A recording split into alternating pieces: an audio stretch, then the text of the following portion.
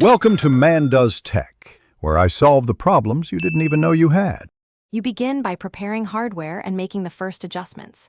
You should secure stands or VESA mounts and plug both monitors into the GPU. Use labeled ports so you know left versus right. Once connected, open Display Settings and choose Extend.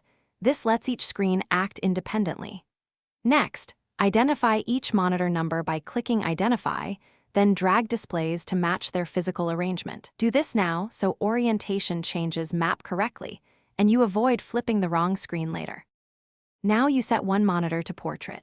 Select the monitor you intend to rotate and change orientation to portrait or portrait flipped. Pick flipped only if the physical rotation requires it. Make sure to adjust scale and resolution after rotation.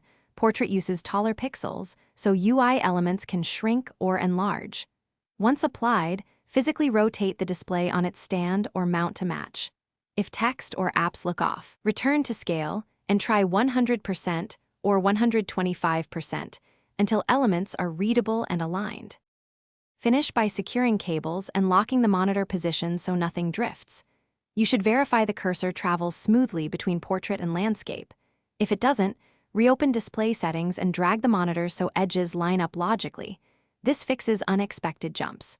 If colors, flicker, or no signal occur, update GPU drivers and swap cables to rule out hardware faults. Finally, save a screenshot of your layout or note settings. It speeds recovery if you change hardware later. Thanks for watching. If you found this helpful, don't forget to like and subscribe.